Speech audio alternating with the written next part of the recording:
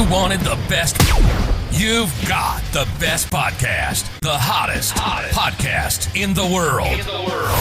The Chris Voss Show, the preeminent podcast with guests so smart you may experience serious brain bleed. The CEOs, authors, thought leaders, visionaries, and motivators. Get ready. Strap yourself in. Keep your hands, arms, and legs inside the vehicle at all times, because you're about to go on a monster education roller coaster with your brain. Now, here's your host, Chris Voss. Hi, folks. Chris Voss here from thechrisvossshow.com.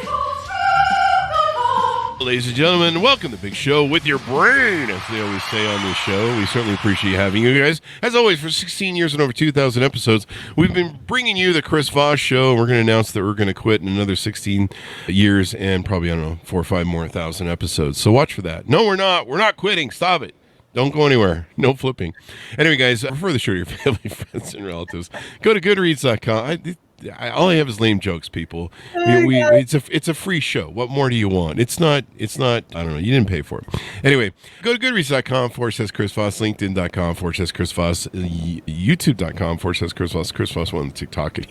We had an amazing young lady on the show. If I can figure out how to do this bloody show, that might be a nice thing to do so I can know what's going on. Julissa Germosén is on the show with us today. She's going to be talking to us about her latest, hottest book that's just off the presses, September 15th, 2024, called Latina, Madrina, Stories, Lessons, and Hard Truths from a Brown Latina in Tech. We're going to be talking about her insights and her exciting book. She's got a wonderful cover, too. She looks really excited on the front.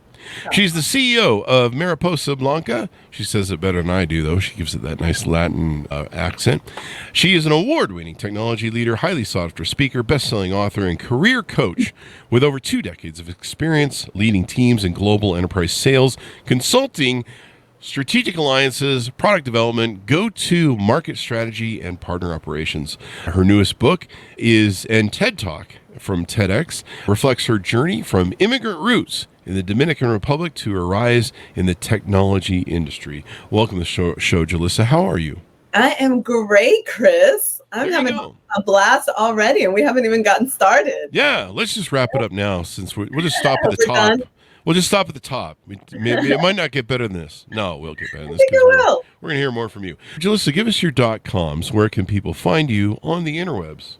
Yes, so LatinaMadrina.com. You can also find me on LinkedIn. So LinkedIn /Julissa S. Germosén. I'm also on Instagram at Latina_Madrina. I love the way you say Latina. I like that accent. Yes. You do. Sometimes I'll sit and I watch Telemundo and I have no idea what anyone's talking about. I just love the juiciness of the language. Yeah. The language is so great. Yeah, it's so funny because we were like saying my company name, Mariposa Blanca, my name, Latina Madrina. I was like, Chris, this is a Spanish lesson for you. So, I know. We're just going to turn this into a Spanish show. Yeah. We're just going to start. I told you I could count to 40 in Spanish. Should I just slowly do that and that'll be the show? No, I'm just kidding. We're not going to do that. All right. So give us a 30,000 overview of what's inside your new book. Yeah. So I wrote a book. I've been in the tech industry for 25 years. I've had a longstanding career, and there's so few Latina leaders in tech and in corporate that I just wanted to write a book to help the next generation, give some insight into what's going on in corporate culture, how they can succeed. Some of the things that I've learned, I feel like I've learned so much, and many times I've had to do it on my own.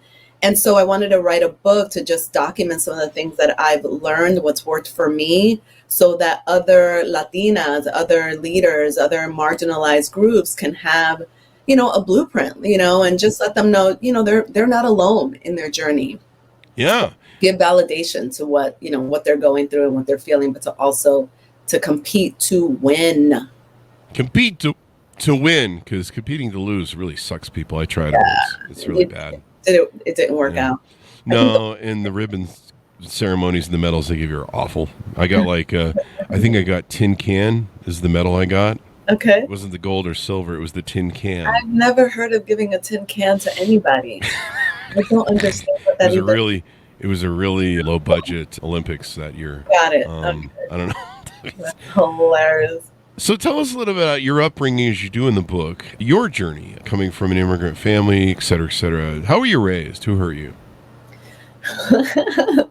Well, we're going to need more than an hour, Chris, for that question. For sure. But no, I was born in my country, in the Dominican Republic, and came to the U.S. with, my parents. We emigrated to the U.S., to New York. Mm-hmm. And, my family, honestly, like hardworking immigrants, and really lived the American dream. We lived in New York and then moved to the suburbs. They owned a home, 2 cars, and raised a family of 5. I'm really proud of my immigrant, hardworking parents and our roots. And, I really learned a lot about just working hard and, wanting to achieve things and wanting to make an impact. And I was always so self-motivated and driven. And so that led me to, college and university, and then to a career in tech. So I'm just really, really, really thankful for that. And like 25 years goes really quickly, which is crazy. I can't believe it. I know, doesn't it? It was last week when I was 25 years younger. Yeah. Me too, though. Me too, Chris. It feels like yesterday. It does, doesn't it? People like, I can't believe, it's been 25 years for me. I feel the same way. Yeah, it's, and I'm only 25 now, so that's the problem. Anyway, I don't know what that means. I don't think that's the problem. I don't think that's the problem at all. I think that's great. I think time is the problem, damn it. We need to fix that. Yeah, we need to pass laws against time. Can you work on that, though? I will. I'm going to call my lobbyists and see what they can do right away. Yeah. You come from, what was it like coming here as an immigrant? And did you run into any sort of issues? Sometimes, on any given playground as a kid, the kids are mean to everybody, no matter who you are, it seems. It's interesting because I grew up in Latin communities. So I felt very much at home, with family, with extended family. And, speaking Spanish was my first language. I know you can't tell, there's no accent, but Spanish was my first language. And I learned, English through, watching shows on television. So I didn't really experience anything like discrimination within my community, but it was always a little bit when you go outside, the community, and how we as a family were treated differently. I mean, I remember, when, our family home that we grew up in, my dad was cutting down an apple tree, like some of the branches. So because the wires were touching some of the phone wire, and he made a mistake. He, cut it down and cut down the wire, and our neighbor really just spoke to him really harshly. And I just remember the look on my dad's face. Gosh, I was trying to do something to help my family and kind of protect, the property, and really talk to in a disrespectful way. So things like, kind of like small things like that, going to the doctors and them not understanding our racial makeup and our culture, and presuming that we're Puerto Rican versus Dominican, right? And so things like that make you feel like, oh, you don't really get me, you don't really see me. But yeah, those are just kinds of experiences that I just remember growing up. But I loved growing up in a Latin American, town, and speaking Spanish, and, kind of embracing our culture. That was really, really important to me. So I'm glad for that. Yeah. I mean, it's kind of an interesting journey. A lot of people have, immigrants get a really bad rap, and they bring some of the most hardest working people to our country. Yes. They really buy into the American dream more than most Americans. Most Americans are like, American dream, the American scream, whatever. We don't get it. Whatever. We don't care. We're born with a silver spoon in our mouth. But, people come here putting their life on the line, expecting, they want to take part of the American dream. And you got to respect that sort of work that someone puts in for that, because it can really, it's a hard life. They're usually moving from stuff that they have.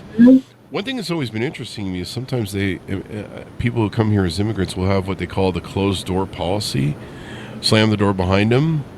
And so they come here sometimes as immigrants, but then they're like, yeah, I don't want more immigrants to come here. You ever seen that? Wow, I have seen that, not necessarily in my family or in my circle, which is kind of ridiculous, right? Yeah, because we're all, we all just want to make an impact in our lives and have, great lives and better lives. But I'm really, I love what you said, because I think we need to change the script, right? We've got to flip the script on immigrants and really see how immigrants have made such an impact in this country, right? All the things. And it's not always easy, right? It's not always easy when you are American and a native English speaker. It's not easy if you don't, right? So there's things that you must overcome. Are you hearing that? Yeah, it sounds like a lawnmower or something. Yeah, so give me 1 second. So sorry about that. Just go. I was going to say go throw something at him, but that's probably not a good idea.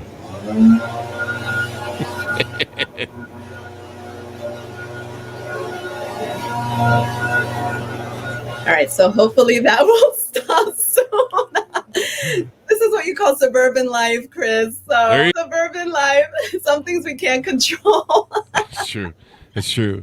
So you were saying about your life and immigrants and stuff. It's funny, people complain about immigration, but actually immigration is one of the most important things that contributed to our economy doing really well the past year. I agree. I agree. I mean, that's what the Fed made that statement. They're like, they're a big part of the deal. And it's really important. I mean, the future of our country, a lot of people don't realize a lot of countries are on the cusp of disappearing. Greece, Germany, a lot of European countries are in decline. I was just looking about how, I think it was Italy, is in complete crash. Like, they can't keep enough people on board and all that good stuff. It's the heartbeat of countries, right? I mean, look at Italy. They're giving tens of thousands of dollars to people to come and live in their beautiful small towns and villages because there are no young people, because there are no economic opportunities. So I agree. And then from a Latin, perspective, we are the largest, ethnic and minority group in the United States with almost 70 million Latinos. So we're a really important demographic to look at. Companies are creating products for Latinos. Organizations are marketing to Latinos. We've got an election, so the electoral vote is going to be, really dependent on the Latino vote, and it's not in the hands of, so politicians and policymakers need to really court this demographic. It's really important in many ways. John Leguizamo, and I'm learning myself. I think, we all need to learn about the contributions that Latinos have made in this country. I mean, Latinas are the demographic that are creating startups and small businesses at an incredible rate. I mean, outpacing Latino-owned businesses and all kinds of, owned businesses. So, we're contributing to the GDP. The Latino GDP is the 5th largest, compared to even higher than countries like France and, the UK. So it's some of these things we just don't know. And honestly, even the Latino community doesn't know. So we need to flip the script and really have a good pride in the achievements and, the accomplishments of Latinos in this country, and really flip that narrative. And so I'm learning too. I'm encouraged by the data and the stories. So, with this book, I want to share my successes, and some of my lessons. It's not always easy, right? And so I want to share that to encourage others, because sometimes when you are from an ethnic group that has not really been accepted wholeheartedly and fully, you sort of feel like, gosh, I don't belong. No, we do belong. We're Americans. We belong in this country. We're contributing to this nation. Yeah. That was a little bit of a diatribe, but I'm going to. It's funny. Everyone's we're tired of the high prices, but we don't want immigrants. The immigrants are doing the work that you don't want to do as Americans, and they're doing the hard labor and work, and working in the fields and making everything cheaper. They're doing that, but also, Chris, they are also going to colleges. Yep. Latinos are going to colleges at the highest rate and getting undergraduate degrees and graduate degrees. Like, we don't talk about that. We think about immigrants as just doing the jobs that nobody else will do, which I'll be honest, my parents did the jobs that nobody else would do. My mom was a seamstress. in New York City when she first came here. And then she worked in a warehouse, and my dad was, a what do you call those lift fork, those truck, the lift fork drivers, I can't remember it, in warehouses. So my parents did jobs that nobody else wanted, but in those days they paid so that you can, raise a family. So thank goodness for that. But we don't talk about, Latinos who are achieving educational levels. We don't talk about, Latinos creating businesses and jobs. We don't talk about like the consumer, how we're spending a lot of money. Latinas are CEOs of the household. So I think we've got to have a balanced view. It's not just the jobs that people don't want. It's all the other things that are it's across the board. Like we're not a monolith. Yeah. And I like you to inspire this. What are some of the stories that you talk about in your book, maybe experiences working with Microsoft or other places where, maybe you overcome some adversity or some other different stories maybe you could tease out to us? Yeah, I think, one of the things that I know, like what I've grown up with in my household, in a Latin American household, like I talk about some of the things that we've learned that don't necessarily serve us in our careers. So for example, like the mentality of, work hard, keep your head down and be humble.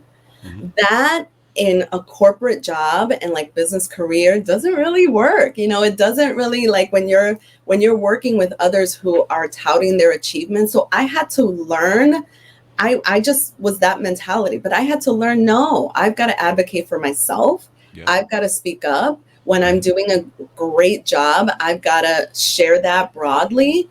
And that doesn't mean that I'm not humble. It means that I'm advocating for myself. I'm proud of my achievements. And there's nothing wrong with, talking about that in a way that is sharing the impact, to the business. So that's one thing that I had to really overcome over time and be able to do that in a way that's that really serves not just me, but the organization. So things like that, there's so many. I think, that's something I definitely want to.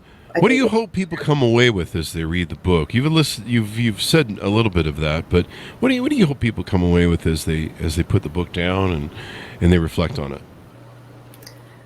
Yeah, I think for me, Chris, even though I had people in my life who cared about me as a human being and mentors and sponsors, I didn't really have a madrina, somebody that looked like me, someone that I respected in a leadership position, that someone that understood my journey. And so I never had that.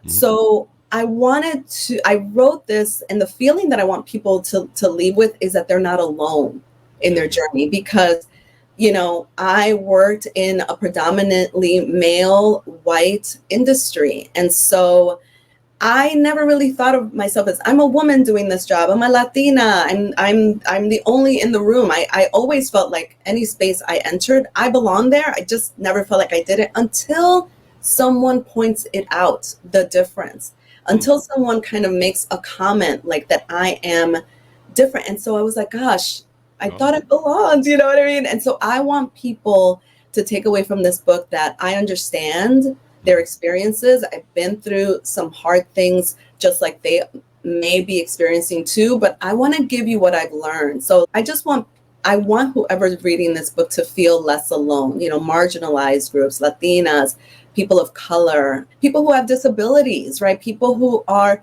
marginalized. So I just want everyone to feel like they're seen and heard. Yeah. That's the one element we talk about in the Chris Voss Show about stories of the owner's manual to life. We are the sum total of the stories that are our life, really. Yeah. I mean, if you took away all my stories, I don't know, I'd just be sitting around going, duh.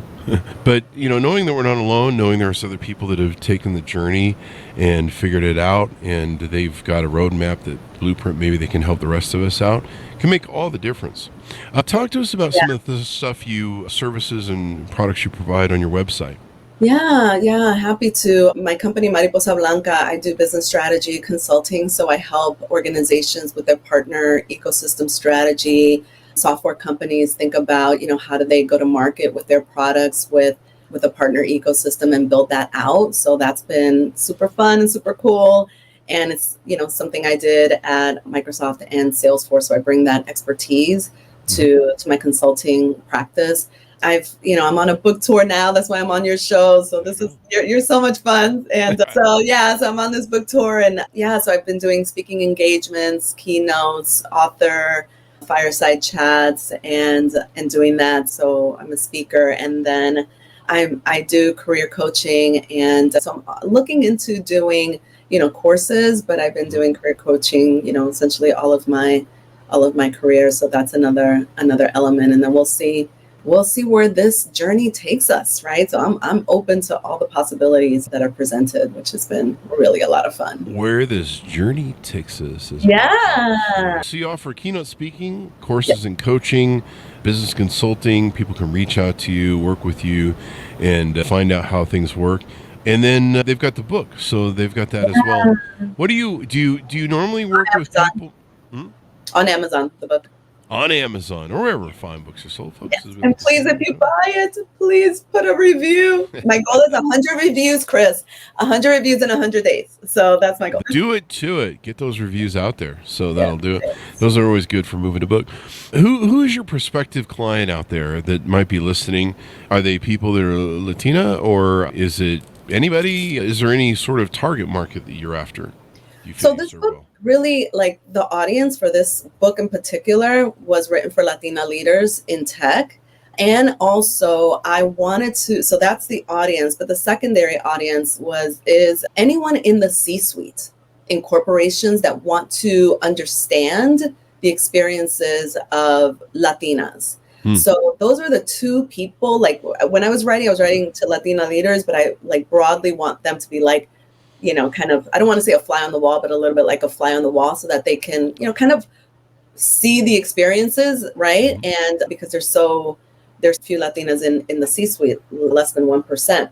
Oh, wow. So that's the audience. But what's been interesting is that this message in this book has resonated across all genders and all ethnicities, and so many allies, so many, white males, so many people that look like you, Chris, have reached out and has. I'm a white male. Yeah, you are. You are. You're. Is that legal to profile me like that? You don't even know my pronouns. I'm just teasing. That's true. That's true. I guess I should have asked. I should have asked first. No, you're fine. We're fine. It's so true. Live around here. Thank you. And it's resonated. Yeah. So yeah, it's resonated for sure. There you go. So corporations. So work is to inspire people, make the life a better place, all that sort of good stuff. And what do you see the future of what you're doing? Is there any other books maybe you're working on, or maybe some courses or something with your working? I mean, you're, like you said, you're focused right now on promoting the book, but anything else in the future coming up? Yeah, I think, the book just came out. I spent a year writing it, and so just launched September 15th, the first day of Hispanic Heritage Month. So yeah, it's all in on the book tour and promoting. I've been doing speaking engagements at different companies, so that's been really great. I've got The Dreams, my TEDx, I recorded it. That's going to drop this fall, so that'll launch. But I have other things that I want to do. I definitely, I've got a couple of books, I think, in me, maybe, but that won't probably be till, start writing for a while. I'm going to let this one breathe. And, but yeah, there's other things that I want to do, and grow my business, grow my consulting practice, grow my speaking, speaking engagements and keynote speaking. And then, we could look at courses. I really want to see what the demand looks like first, right? Yeah. I wrote this book because it was a demand. People were coming to me for input, advice, and, it's, you're the first Latina leader I've ever met. I want to talk to you. Oh. Gosh, there's so few. So I was like, let me document some of the things. But I think the future is bright, and I'm going. Let's see where the journey leads. I'm excited about it. It's been so much exciting. People need to see leaders that people that they identify with, and hey, if they can make it, I can make it too. It's it's really important, and I think you're going to inspire a lot of people with it. As we go out, give people a final pitch to pick up your book and all that good stuff, and reach out to you, of course, on your website. Pick up the book. Pick up the book, or else Buy the book on Amazon. You won't regret it. No, I'm kidding. No, but seriously, do buy the book. If you don't, you will. And if you do, thank you. I think we all can learn from each other. I'm learning from people who look like and are different from me every single day. I follow people on social that are neurodivergent. I want to learn from that community because I have, people that I care about that are neurodivergent, and I'm certainly not an expert. So we can all learn from each other, pick up the book, learn about the Latino community, Latina leaders, some of the things that we go through. And if you enjoy it, give a 5-star review on Amazon. Yeah. And if you have an organization where you want me to speak at, I'm happy to have conversations around that. And we can do book signing and add you to the book tour because I've got some openings in November, December, and in 2025. So that's my pitch. Sauce. How was that? How did I do, Chris? I like that pitch. I love it. You're set up for 2025. Isn't it amazing? Yes. Did you know that next year on January 1st will be 25 years from Y2K 2020? Or 2000. I have COVID. Yes. Gosh. 25 years from that Y2K thing. I kind of want to cry a little bit. That's insane. You know what I mean? Like my stomach just turned, Chris. Like what I'm sorry. I didn't mean to scar you. We try to do that on the show. Trying to scar a guest, but that is so we've triggered a guest. Call 911 or whatever number we're supposed to call. That's so funny. Yeah. Or read the book, folks. You'll feel better. So thank you very much for coming on the show. We really appreciate it. I love your first name, Julissa. Thank you so much. It's just like a whole juicy mouthful of juicy fruit gum, sort of. I always tell people it's Julie and Melissa. Like if they're not sure how to pronounce it, but yeah, I love my name too. And coming in from LinkedIn, Mark Went. Thanks, Mark. Ultimately, we're all immigrants in North America. That's the ironic thing about the whole stupid thing about immigrants. Like my great-grandfather came here from Germany. It was like 2 generations or something like that, 3 generations. I flunked second grade, so I can't count. But I can count second. That doesn't. I'll be in Germany in a couple of weeks, by the way. Just stay away from swastikas and Hitlers and stuff like that. But we left before the 1800s. I should make that note so no one writes me. We left before all that war crap started. That's probably why it started or something. I don't know. But yes, thanks, Mark, for pointing that out. Ultimately, we're all immigrants, and they are what made this country great. I mean, it really did. There is no, and I've talked about this ad nauseum on the show. The audience he's gonna do it again. But there is no one person who has their thumb on all the good ideas, no matter how much Elon Musk likes to think he does. He does not, and no one does. Yes. And so being able to have a wide base of people that are bright, smart, can learn, love this country for the freedom that it gives and the power that it gives, and having people live their fullest. And they're not limited to like communism. It's like you get your paycheck whether you do the work or not. It's like here, you're paid usually in direct proportion to the contribution you give to other people and helping other people improve the quality of their lives. And you look at the iPhone. The iPhone, Steve Jobs' dad was an immigrant from Syria. Yes. I mean, you think, what if they never let him in the country? Exactly. We'd still be on BlackBerry. No. Yeah. Oh gosh, so, that's the war. We'd have Microsoft Windows phones. Sorry, I had a Windows phone. I had several Windows phones, but yeah. We reviewed Windows phones. I just like to pick on who was the CEO after Bill? Bomber, and these iPhones are never going anywhere. These are stupid. Yeah, I love that bit of him. And then, we reviewed several Windows phones. We actually liked them. They were really good phones. I love my phone when I had them years ago. Yeah. I wish they hadn't given up on them. I thought they were pretty good phones. They had like Sony cameras. And all about the apps, though. It was all about the App Store at the time. So it was, and I mean, it was such a great thing. But Windows has got computers. They got that. They're not hurting. They're not hurting for money. I think Microsoft is doing well. So anyway, thanks for tuning in, everyone. We certainly appreciate it. Thanks for Julissa to come with us on the show. Go to goodreads.com/Chris Voss, LinkedIn.com/Chris Voss. Chris Voss won the TikTokity and all this crazy place on the internet. Be good to each other, or else I'll come over there. Don't make me stop the car. Be good to each other. Stay safe. We'll see you next time. Thank you, Chris.